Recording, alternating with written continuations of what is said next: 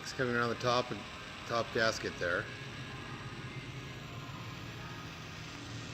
Leaking pretty good around that nut right there, which you can see the bolt's not even coming all the way through the nut.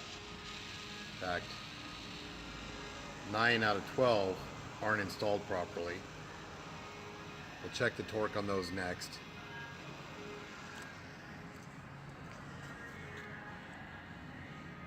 Nothing leaking out of the bundle yet that I can tell, just all around the flange. We're about 3 or 4 minutes into the test right now, 70 psi.